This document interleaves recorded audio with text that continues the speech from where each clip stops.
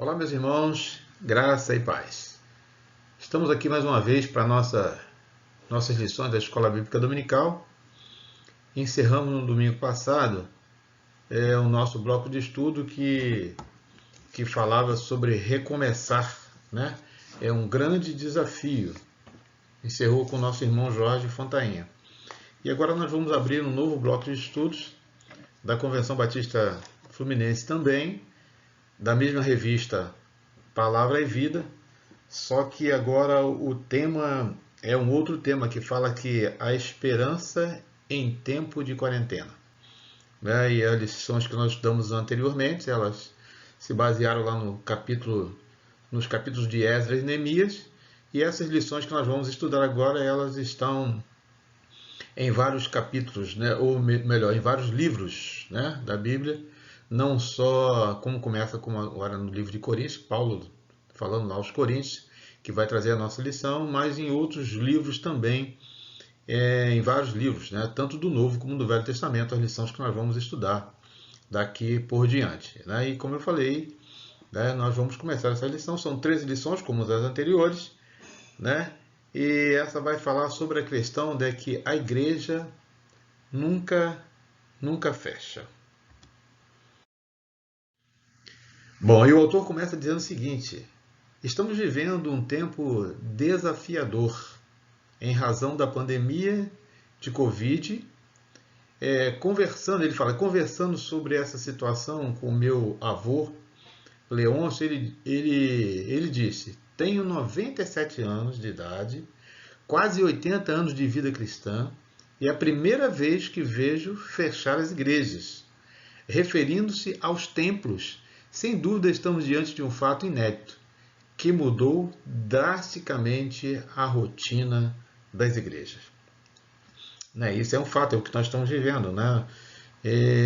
Então, não só o Leôncio, né, já com 97 anos, ele conseguiu perceber isso, né, mas nós percebemos isso no dia a dia, né, que as nossas igrejas, não só a nossa, mas outras igrejas, têm fechado as suas portas em virtude do momento que está vivendo com toda esta pandemia. E ele diz aqui: os templos fechados, cultos online, atividades suspensas, agendas alteradas, enfim, a dinâmica das igrejas foi impressionantemente mudada. Porém, a igreja continua a mesma, ativa e influente no mundo.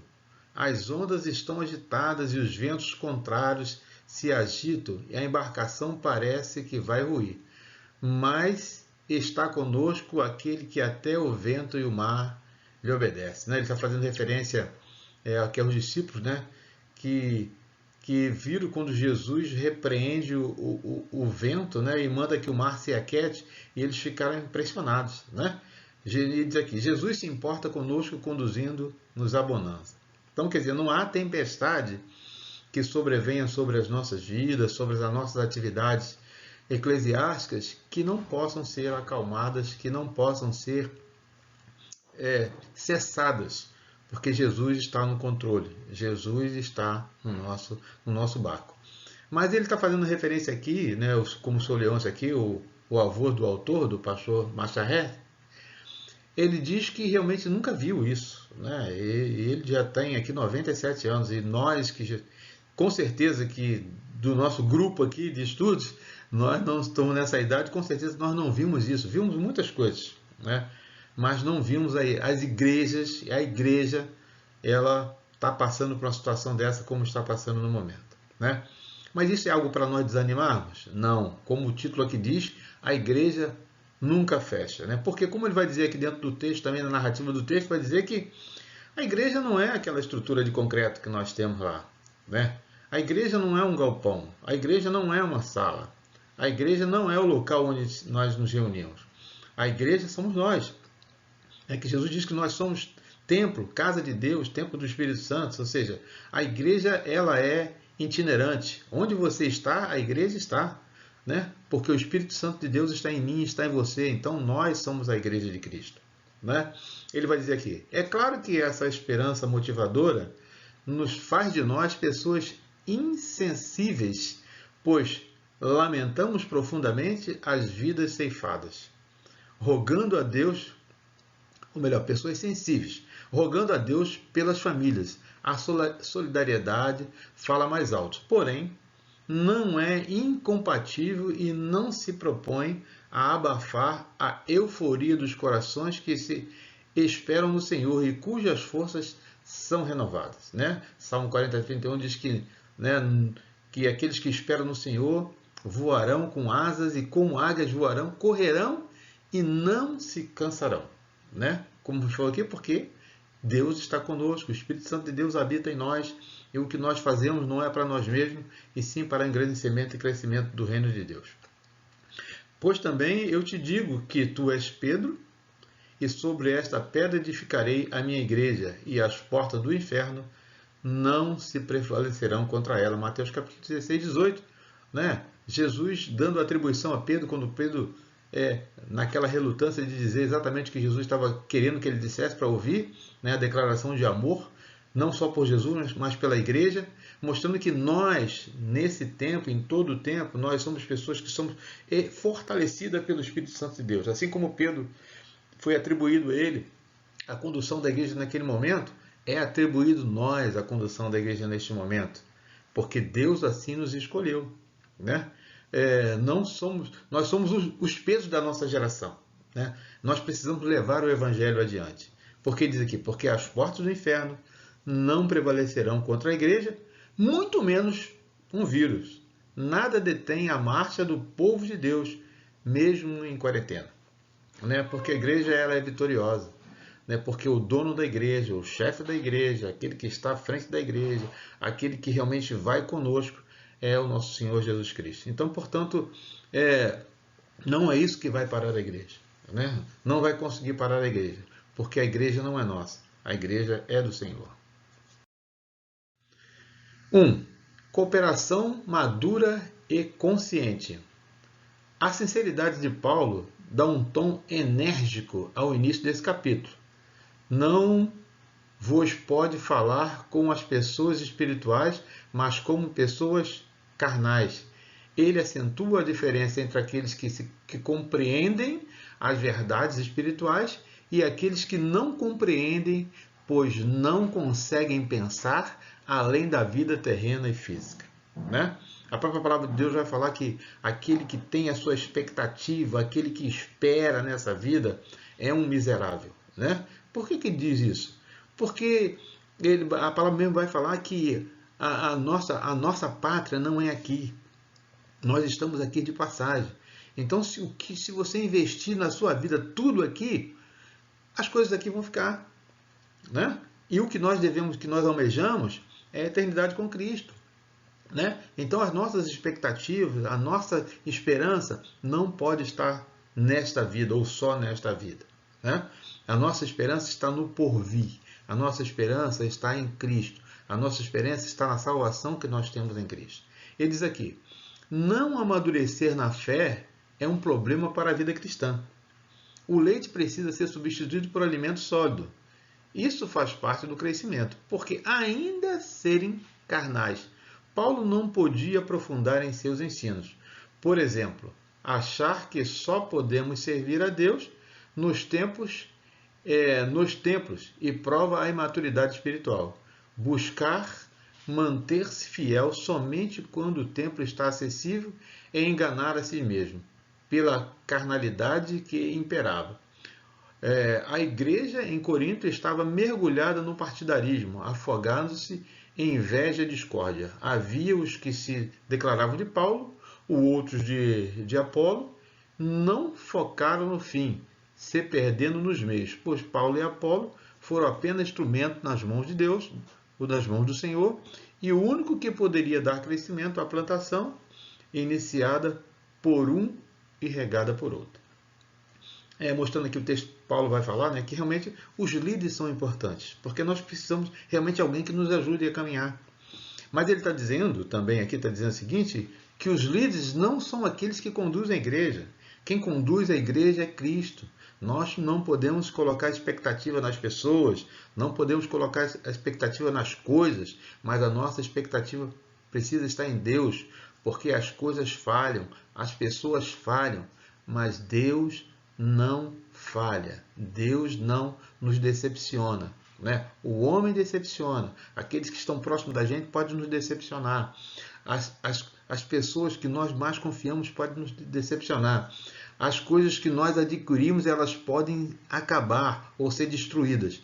Mas Deus não falha. Deus não pode ser destruído, porque Ele é o Senhor da história e é o Senhor das nossas vidas, né? E Paulo, na sua primeira carta, no capítulo 3, versículo 16, como está aqui dentro do texto, ele diz assim: eu, irmãos, não vos pude falar como espirituais, mas como carnais, como os meninos em Cristo. Com leite vos criei, e não com carne, porque ainda não podeis, nem tampouco ainda agora podeis, porque ainda sois carnais.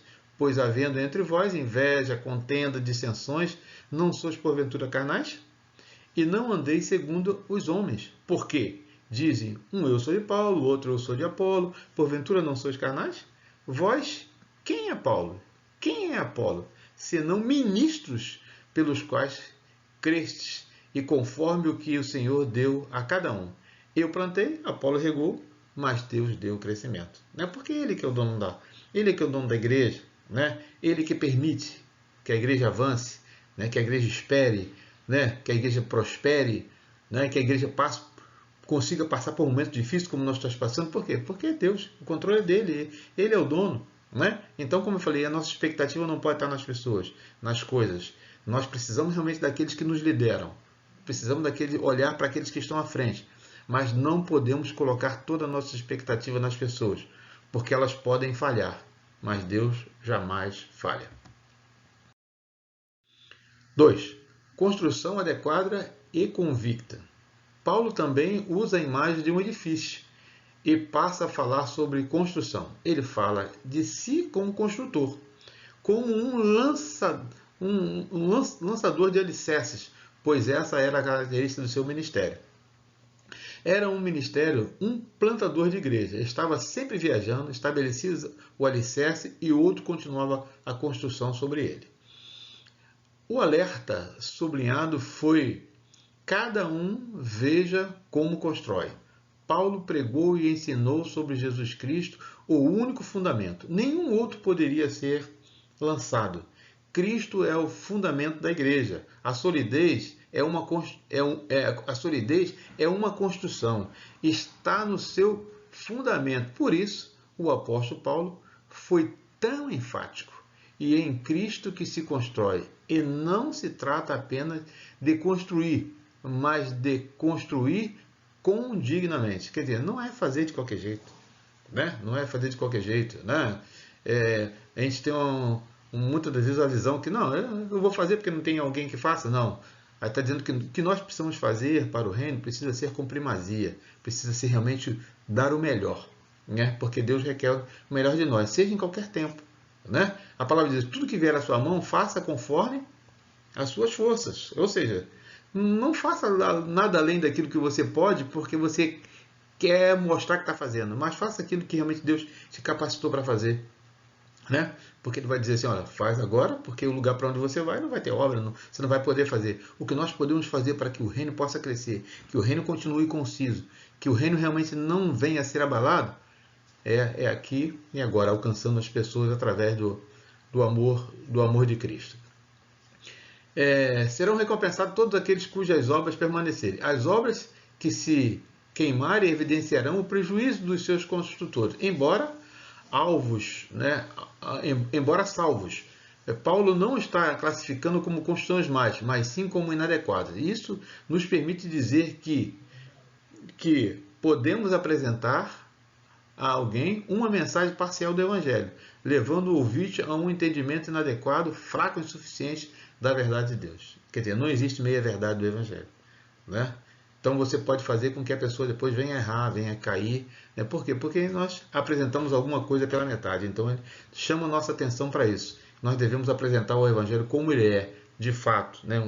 Algo conciso, aquilo que nós podemos conhecer do Senhor, aquilo que nós aprendemos, nós podemos transmitir. E ele vai falar aqui nesse compacto de versículos, né, que está dentro do texto, diz o seguinte: conforme a graça de Deus que me foi concedida, eu, como sábio construtor, lancei o alicerce e outro estava construindo sobre ele. Não podemos ter ciúme daquilo que nós fazemos. A obra é itinerante, né? Todos tem espaço para trabalhar na obra.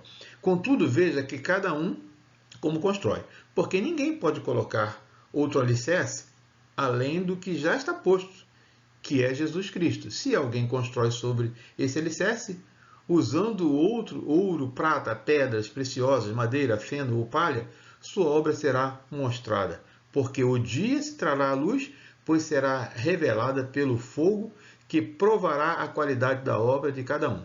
Se o que alguém construiu permanecer, esse receberá a recompensa. E se o que alguém construiu se queimar, esse sofrerá prejuízo, contudo será salvo, como alguém que escapa através do fogo. Está dizendo que nós vamos nos colocar diante de Deus e vamos prestar conta, né, daquelas obras que nós fizemos, né, e aquelas que Deus vai realmente aceitar e aquelas que vão ser dispensadas, né? Então vai ser realmente não vou dizer que vai ser uma prova para nós, mas nós vamos ter que comparecer e as nossas obras vão aparecer. E ele diz aqui que elas serão peneiradas, né? Umas serão aceitas e provavelmente outras não serão aceitas. Mas nós devemos nos preparar. O ideal é que nós façamos tudo com excelência, como eu falei aqui, para que realmente as nossas obras não venham a ser reprovadas. Terceiro, habitação protetora e sagrada. É verdade que por nós mesmos não temos capacidade para uma construção à altura do Evangelho. Por quê? Isso vale a pena lembrar que temos, porém, esse tesouro em vaso de barro para que o poder extraordinário seja de Deus, seja conosco. Paulo levanta uma questão provocativa. Não sabeis que sois santuários de Deus e que o Espírito de Deus habita em vós? Como se eles ainda não tivessem alcançado o entendimento da honrosa condição de ser igreja de Cristo, ou seja, ser santuário do Altíssimo, habitação do Espírito Santo, né? Dizendo que nós somos esse santuário de Deus, a habitação do Espírito Santo. Mas nós somos feitos de carne e osso, como diz aqui, nós somos barro. A Bíblia fala que nós viemos do pó nós vamos voltar, para que nós não venhamos nos ensoberbecer, para que não achar que eu posso, eu sou o cara, eu sou aquela pessoa. Deus que é, né? Ele é que faz através de Jesus Cristo e através do Espírito Santo. Igreja é muito mais do que templo. A igreja é gente que habitada pelo Espírito Santo, e por isso a igreja nunca fecha. Prédios construídos e dedicados para a adoção a Deus, por mais lindos e suntuosos que sejam, podem ser fechados, né? É o que nós temos visto. E até mesmo destruídos, também temos visto isso. A igreja jamais. A proteção da igreja é o Senhor. Ela é o guarda de Israel. A presença do fiel protetor faz do santuário algo sagrado. Esse ensino é recorrente na carta de Paulo aos Coríntios. Está dizendo aqui: não sabeis que o vosso corpo é santuário do Espírito Santo que habita em vós, o qual tendes a parte de Deus, e que não sois de vós mesmos, né? Então, quer dizer, nós fazemos aquilo que o nosso mestre manda, porque nós não somos de nós mesmos, né? Somos daquele que habita em nós, que é o nosso Deus, é o Espírito Santo de Deus, é o nosso Senhor e Salvador Jesus Cristo. Esse ensino é recorrente na carta de Paulo, né, que ele vai falar sobre isso. E aqui, a expressão não sabeis é utilizada em 1 Coríntios sempre para introduzir uma afirmação incontestável. Ele fala que tem 10 vezes essa expressão é produzida dentro da carta de Paulo aos Coríntios, né, no capítulo 3. Como Deus ama a sua igreja, trabalhar para destruí-la e chamar para si a disciplina divina. A presença protetora e sagrada age poderosamente, pois o nosso Deus é fogo que não se consome, né? Então, quer dizer que Deus é aquele que está sempre nos colocando à prova para nos purificar e para nos provar, como diz o texto aqui de Paulo, que nós já vimos, que as nossas obras poderão ser queimadas ou elas poderão ser justificadas por Deus. Vocês não sabem que são santuário de Deus, o Espírito Santo de Deus que habita em vocês? Se alguém destruir o santuário de Deus, Deus destruirá, pois o santuário de Deus, que são vocês, é sagrado. Não se engane, se alguém de vocês pensa que é sábio, segundo os padrões desta era, deve se tornar-se louco para que se torne sábio, né? E a palavra vai dizer isso mesmo. Então, não podemos achar que nós sabemos de tudo, né? Que nós somos donos de tudo, né? Então, Deus que vai nos justificar. E para Ele, por Ele, são todas as coisas, em todo o tempo, né? Então, ele está dizendo aqui, procure ser sábio, né? Não ser um louco, porque louco é aquele que acha que sabe e depois vai chegar a uma conclusão que ele não sabe de nada, né? E muitos daqueles que realmente acham que sabe, não sabe de coisa alguma e vão tropeçar e cair, e pior, vão fazer muitos cair também junto com ele. Para pensar e agir. Não é uma tarefa tão fácil ficar em casa numa quarentena. É doloroso estar impedido de participar dos cultos coletivos presenciais e até mesmo, eventualmente, passa em frente ao templo da igreja e vê-lo fechado em pleno domingo. Mas antes da pandemia, dávamos o devido valor ao congregar? A nossa postura demonstrava que, de fato, valorizamos o privilégio da comunhão no mesmo espaço físico? Né? Então, ele chama a atenção de tudo isso. Quer dizer, depois que você perde, você que está sentindo falta, então diz que nós precisamos valorizar o que nós temos. Né? Mas depois que passa o que não temos mais, que nós podemos valorizar. Nós temos que valorizar agora, estarmos juntos para louvar, para cultuar, glorificar a Deus, aproveitar que nossas igrejas estão abrindo as portas novamente, para estarmos juntos, para cultuar, para a comunhão, né? Para que o Evangelho de Deus possa crescer e para que realmente nós possamos deixar a nossa marca, um legado para esse mundo, né? Que vive uma dificuldade muito grande. Somos santuário de Deus, uma vez que a igreja é gente. Como deve ser o relacionamento entre os irmãos em Cristo? Né? Como deve ser? Né? É de comunhão, de congraçamento, de adoração a Deus, né? De estarmos juntos para prestar culto e uma série de coisas que nós podemos fazer para que o nome de Deus possa ser engrandecido. Terceiro, Cristo é o alicerce e o fundamento sobre ele. Devemos erguer construções adequadas como estão as obras das nossas mãos. O que você tem feito? Né? Como é que está? Né? Você continua dando fruto? Você continua falando do Evangelho, mesmo nesse momento difícil? Então, vamos pensar nisso, né? E agir, né? Pensar e agir. Aqui embaixo nós temos os textos que foram balizados na nossa lição dessa semana, né? Começando aí, como falei, tem vários textos, né? Como tem Mateus, Hebreus e outros, assim como todas as nossas lições, né? Vão ter textos variados. Assim você pode também está lendo os textos durante a semana, e para que você possa meditar e para que realmente você possa ter uma vida de adoração a Deus. E o autor dessa nossa lição, né, dessa primeira lição desse período que nós estamos estudando, né, que a Igreja Nunca Fecha, foi escrita pelo pastor Marshall Hess, né, ele é presidente da Convenção Batista Fluminense, né, e ele também aqui deixa aqui um texto, um incentivo para os irmãos, os pastores, as igrejas, os irmãos, né, reconhecendo que nós vivemos um tempo difícil, mas que nós não podemos parar, né, porque ele faz a citação lá de Lucas no capítulo 1, versículo 37, que sabemos que nada é impossível para Deus. Nada é impossível para Deus. Né? Então, é Deus que vai permite que as igrejas não fechem, que as igrejas continuem militantes, continuem realmente pulsantes e pungentes para a honra e glória do nome do nosso Deus. Que Deus te abençoe, que você possa realmente continuar na presença do Senhor e aproveitar as lições da Escola Bíblica Dominical. Como eu falo sempre, a lição não se encerra aqui naquilo que é exposto por mim ou pelo irmão Jorge Fontainha, mas que você possa pesquisar mais um pouco, ir um pouco mais a fundo, porque nós não temos tempo suficiente para falar, aprofundar um pouco mais como a nossa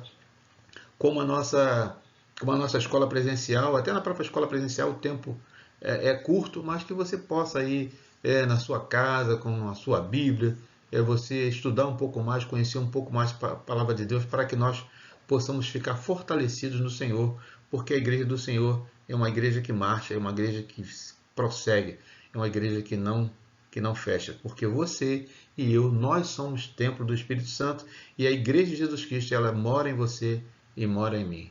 Que Deus nos abençoe. Graça e paz.